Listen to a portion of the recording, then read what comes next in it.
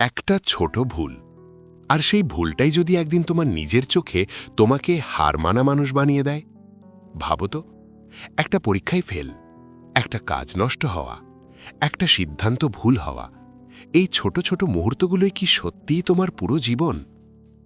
এই গল্পটা একজন সাধারণ মানুষের, যার জীবনে বড় কোনো ব্যর্থতা আসেনি, কিন্তু ছোট ছোট ব্যর্থতাগুলো ধীরে ধীরে তাকে ভিতর থেকে ভেঙে দিয়েছিল। রাহুল ছিল একেবারে সাধারণ ছেলে, না খুব মেধাবী, না খুব অলস। চেষ্টা করত ঠিক যতটা দরকার। একদিন একটা ইন্টারভিউ ছিল, অনেক প্রস্তুতি, অনেক আশা, কিন্তু ইন্টারভিউ রুম থেকে বেরিয়ে আসার সময় রাহুল বুঝে গিয়েছিল কিছু প্রশ্নের উত্তর সে ঠিক দিতে পারেনি।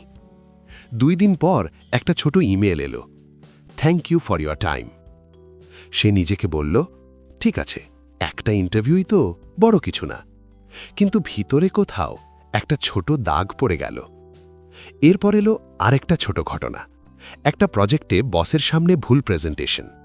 কেউ চেঁচায়নি, কেউ অপমানও করেনি, কিন্তু রাহুল নিজের মাথার ভেতর একটাই কথা শুনতে লাগল, তুই পারিস না।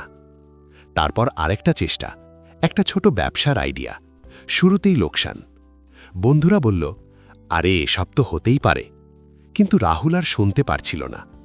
তার মাথায় তখন একটাই লাইন ঘুরছিল, আমার দিয়ে কিছু হবে না। সমস্যা ছিল ব্যর্থতা না, সমস্যা ছিল রাহুল ব্যর্থতাকে নিজের পরিচয় বানিয়ে ফেলেছিল। সে আর বলতো না আমি ব্যর্থ হয়েছি, সে বলতে শুরু করেছিল আমি ব্যর্থ মানুষ।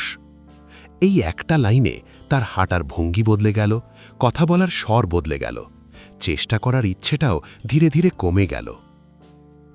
একদিন বাসস্ট্যান্ডে দাঁড়িয়ে থাকতে থাকতে রাহুল লক্ষ্য করল এক বৃদ্ধ মানুষকে। বয়স হবে 70-এর কাছাকাছি, হাটে ছোট একটা বাক্স, ভিতরে পুরনো কলম আর কাগজ। লোকটা সবার কাছে গিয়ে বলছে, একটা কলম নেবেন? অনেকেই ফিরিয়ে দিচ্ছে, কেউ শুনছেই না। কিন্তু লোকটার মুখে না রাগ না লজ্জা, সে শুধু আবার পরের জনের কাছে যাচ্ছে। রাহুল কৌতূহলী হয়ে কাছে গেল, বলল, এত মানুষ না বলছে খারাপ লাগে না? বৃদ্ধ হেসে বলল, লাগে তো, আমি পাথর নই। তাহলে থামেন না কেন? বৃদ্ধ একটু ভেবে বলল, কারণ কেউ না বললেই আমি যে মানুষটা সেটা বদলে যায় না। এই কথাটা রাহুলের মাথার ভেতর একটা দরজা খুলে দিল। সেদিন রাতে রাহুল ঘুমোতে পারেনি। সে ভাবল, ইন্টারভিউ ফেল করেছিল কে? সে। প্রেজেন্টেশন খারাপ হয়েছিল কার? তার। কিন্তু এসবের আগেও সে তো একই মানুষ ছিল।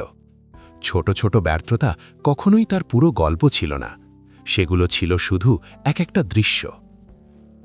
পরের দিন রাহুল আবার চেষ্টা করল, না আত্মবিশ্বাসে ভরা, না বড় স্বপ্ন নিয়ে, শুধু চেষ্টা। এইবার সে নিজের মাথায় বলল না আমি পারব না, সে শুধু বলল দেখি কি হয়। মাস কয়েক পর রাহুল খুব সফল হয়ে গেল এমন না, কিন্তু সে আর ভেঙে পড়ত না ছোট ব্যর্থতায়, কারণ সে বুঝে গিয়েছিল মানুষকে সংজ্ঞায়িত করে তার চলা, তার পড়ে যাওয়ার জায়গা না। তোমার জীবনেও হয়তো এমন কিছু ছোট ব্যর্থতা আছে যেগুলো তুমি নিজের নামের সঙ্গে জুড়ে দিয়েছ। আজ শুধু একবার ভাবো, ওগুলো কি সত্যিই তোমার পুরো গল্প?